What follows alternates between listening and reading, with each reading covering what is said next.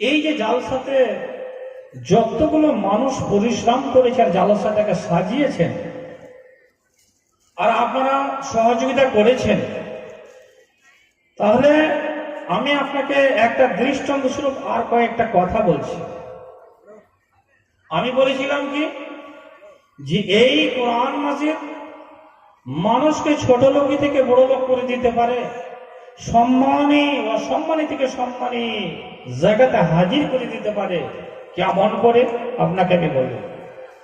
আজ ভারতবর্ষের মাটিতে, অর্থাৎ শুধু ভারতবর্ষের মাটিতে নয়, সারা বিশ্বের মাটিতে কোরআন মাজিদকে নিয়ে কিছু এক দল মানুষেরা মনে হচ্ছে বিশৃঙ্খলা সৃষ্টি করেছে। তারা ছিনিমিনি, তারা নিজেকে লাঞ্ছিত ঘৃণিত হয়ে তারা নিজেকে এমন জায়গাতে নিজেকে তারা দাঁড় হতে যাচ্ছে যে কোরআনকে যদি আমরা মুছে ফেলে দিতে পারি, আমরা উড়িয়ে দিতে পারি, তবে আমরা নিশ্চয়ই মুসলমানেরাকে আজ আমরা পদদলিত, লাঞ্ছিত, ঘৃণিত, অপদস্থ করতে আমাদের অসুবিধা হবে না। কোরআন মাজিদকে মুছে নিতে হবে। তাহলে কোরআন মাজিদকে বন্ধ করে দেওয়ার জন্য, উঠিয়ে দেওয়ার জন্য আমরা কি শুনিনি যে মাদ্রাসা মক্তবগুলো যতগুলো প্রতিষ্ঠান রয়েছে সমস্তই প্রতিষ্ঠানগুলোকে তারা মুছে দেওয়ার জন্য জোরদার করে লেগে পড়েছে। তারা আজ নয়, সেই দিন থেকে, সেই যুগে থেকে তারা লেগেছিল। আমি আপনাকে বলি, ইউরোপ মহাদেশের মধ্যে একটা জায়গা রয়েছে। কি জায়গা? মেসর। এই মেসরটা একটা মুসলিম কান্ট্রি। এই মেসরের মাটিতে একটা মেয়ে ছিল, তার নাম হচ্ছে আলিশা। তার নাম আলিশা। আর এই আলিশা যেই প্রধানমন্ত্রীর, যে রাষ্ট্রপতির, যে রাজার নেতৃত্বে ছিলেন, সেই রাজার নাম, সেই দেশের মালিকের নাম ছিল জগজীবন রাম। আর এই জগজীবন রাম এমন একটা রাতারাতি এলান করে দিল, যেমন 2016-17 তারিখে যেমন নোটবন্দি হয়েছিল, 1000 টাকার নোটগুলো এইগুলো সমস্ত চেঞ্জ হয়ে গেছিল। সেই দিন জগজীবন রাম বলেছিল, আগামী কাল সকাল থেকে কোনো মাদ্রাসা, মক্তব, কলেজ, প্রতিষ্ঠান, কোন জায়গাতে কোরআন হাদিস যেন না পাঠ করা হয়, কেউ যেন কোরআন হাদিসের তালিম না দেয় এবং কেউ যেন তালিম না নেয়। এই কথা বলেছিলেন। একটা মেয়ে ছেলে, তিনি কত বড় তার জ্ঞান গরিমা ছিল, কতটুকু সেই মা বুদ্ধিজীবী ছিলেন, কতটুকু সেই আল্লাহওয়ালি ছিলেন। তিনি ভাবলেন, মানুষ যদি কোরআন ও হাদিস শিক্ষা অর্জন না করে তবে তো মানুষেরা অন্য করে পড়ে যাবে, মানুষেরা হালাল হারাম, মানুষেরা তো যাই না যাই, মানুষেরা হক না হক, মানুষেরা তো অসভ্যতা থেকে সভ্যতার যুগে আসতে পারবে না, মানুষের তো দেশে উন্নতি করতে পারবে না। তাহলে মানুষের ছেলে মেয়েরাকে মানুষ করতে গেলে তাহলে এই কোরআন মাজিদ অবশ্যই আমাদেরকে তালিম নিতে হবে, দিতে হবে। তিনি শুরু করলেন কোরআন মাজিদে তালিম নিতে, আর তালিম দিতে শুরু করলেন। এই যখন শুরু হয়ে গেল মাদ্রাসা মক্তব, সেই সময়ে কূটনৈতিক একটা লোক ওই বাদশার দরবারে গিয়ে বলছে, হুজুর, যতগুলো দেশের লোক আছে আমরা সবাই আপনাকে শ্রদ্ধা জানাই, শ্রদ্ধা যাপন করি, কিন্তু এই দেশের মধ্যে এমন একটা মেয়ে ছেলে নতুন করে কোরআন ও হাদিসের আবার প্রতিষ্ঠান চালু করেছে, আর ও মানুষের ঘরে ঘরে গিয়ে এই কোরআন ও হাদিসের দ্বীনের তালিম দিচ্ছে, দাস দিচ্ছে। খবর দেখেছেন?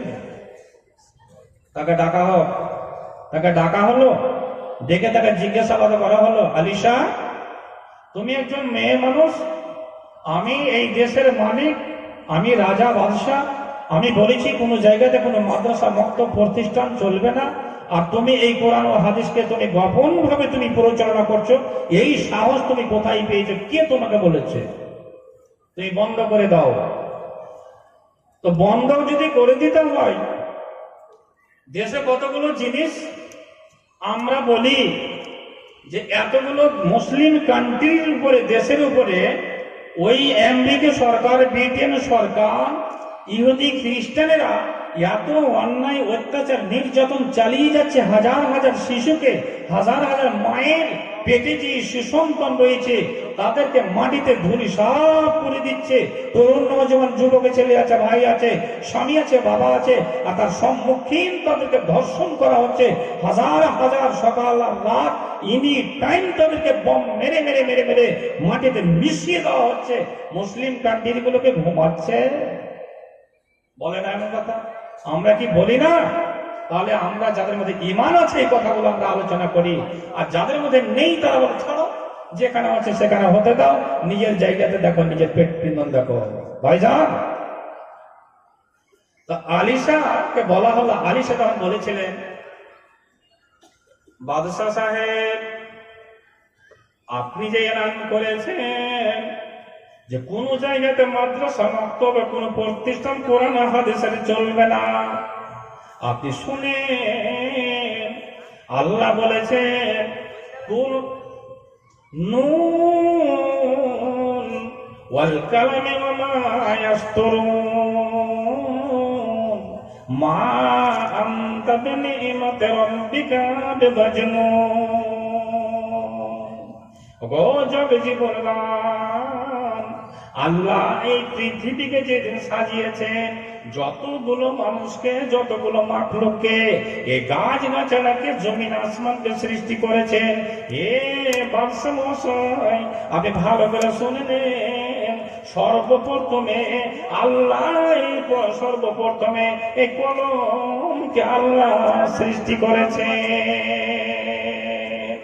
ওগো জগ জীবন, আপনি শুনেন আল্লাহ রাব্বুল ইজ্জাত সূরা জুমারের মধ্যে বলেছেন কুল হাল ইয়াস্তাবিল্লাযীনা ইয়ালামুন ওয়াল্লাযীনা লা ইয়ালামুন। ওগো মানুষ সাহেব, একজন অশিক্ষিত মানুষ আর একজন শিক্ষিত মানুষ, এদের মধ্যে কতটুকু পার্থক্য? যেমন রাত আর দিনের মধ্যে যেমন পার্থক্য রয়েছে।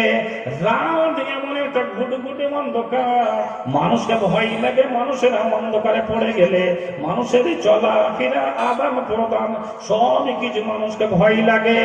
ওতে একটা অন্ধ মানুষ, 100টা অন্ধ মানুষ আর একটা চোখওয়ালা মানুষ, সাধারণ 1000টা মূর্খ মানুষ আর একটাই আলেমে দ্বীন, কখনো সমান সমতুল্য হতে পারে না। কেমন কথা বলছেন? তখন বলছে তুমি এই সমস্ত কথা আমাকে উদাহরণ দিও না, আমি তোমার কথা শুনতে রাজি নই, তুমি মাদ্রাসাটা বন্ধ করে দাও। কত বড় সাহসী ওয়ালা মেয়ে ছিলেন, কত জ্ঞান গরিমা তার ছিল, আপনি বিবেচনা করবেন। বুঝাচ্ছেন বাদশাহ মহাশয়, এই কোরআন হাদিসকে আপনি বন্ধ করছেন। শোনে, সপ্তম আসমানের উপরে মালিক রব্বুল আলামিন সমস্ত ফেরেশতা মণ্ডলীকে জিজ্ঞাসা করেছিলেন, রে আমার ফেরেশতা মণ্ডলীরা বলো দেখি এই জিনিসগুলোর নাম কি, এই জিনিসগুলোর নাম কি? যতগুলো জিনিসের নাম জিজ্ঞাসা করা হয়েছিল সমস্ত জিনিসগুলোর নাম কিছুই বলতে পারেনি। সমস্ত ফেরেশতারা হাক্কা বাঁকা খেয়েছিল। আল্লাহ রাব্বুল ইজ্জত নবী আদমকে ডাকলেন, রে নবী আমার আদম বলো দেখি এই জিনিসটার নাম কি? নবী আদম আলাইহিস সালাম চট চট চট চট করে সমস্ত জিনিসের নাম বলেছিলেন, আর যেমন বলে দিয়েছিলেন সঙ্গে সঙ্গে আল্লাহ রাব্বুল ইজ্জত তার ওই জমিন আসমানের সমস্ত ফেরেশতাকে দিয়ে সম্মান আর্থের কারণে একটা শুকরানা সিজদা তিনি জানিয়েছেন।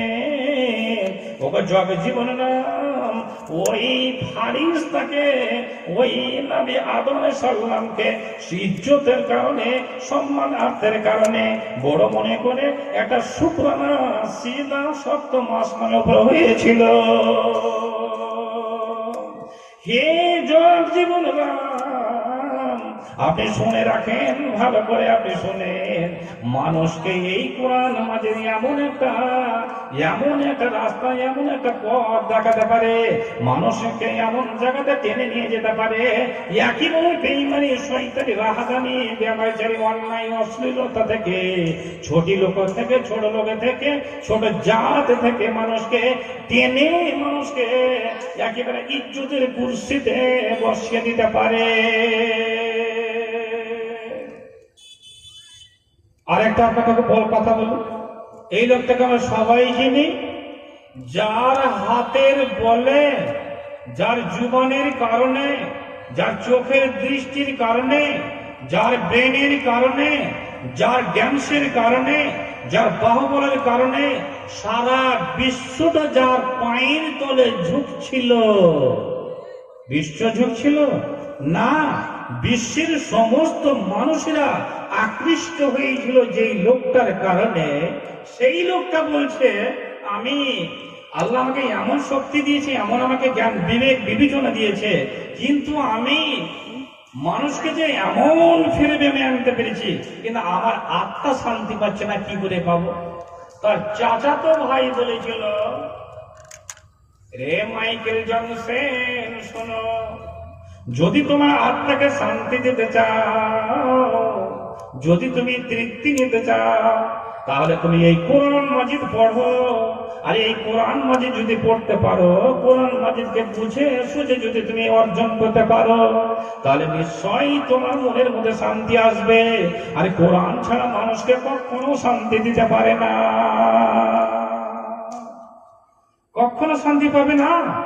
মাইকেল জংশন শুরু করলো এবার কোরআন মাজিদকে শিখতে, পড়তে, আর সেটাকে রিসার্চ করতে করতে করতে করতে করতে করতে যত রকমের তার ব্যাংক ব্যালেন্স ছিল, যেই সুইজারল্যান্ডে তার ব্যাংক ব্যালেন্স সবকে পরিত্যাগ করে দিয়ে বলছে, এই কোরআনকে পেয়েছি, আজ আমার মনের মধ্যে, বুকের মধ্যে শান্তি এসেছে। এই মধুর্য বাণী শুনে কালেমা লা ইলাহা ইল্লাল্লাহ পড়ে তিনি মুসলমান হয়েছেন মাইকেল জনসন। ভাইজান, আমি আর আপনি কোথায় আছি? এবার আপনাকে আমি বোঝাচ্ছি। কয়েকটাতে ইতিহাসের কথা বললাম। আল্লাহ রাব্বুল ইজ্জত বলেছেন, এই যে নীলকুঠি বাগান, আর এই নীলকুঠি বাগানে এই যে প্রতিষ্ঠান মাদ্রাসা হিফজুল কোরআন, এখানে যে উলামায়ে কিরামের দাস তাদরিসের কাজ করেন, আর ছোট্ট ছোট ছেলেমেয়েরা যে এখানে লেখাপড়া করে, আর আমরা সবাই খেয়ে না খেয়ে জান প্রাণ দিয়ে মনোভাব দিয়ে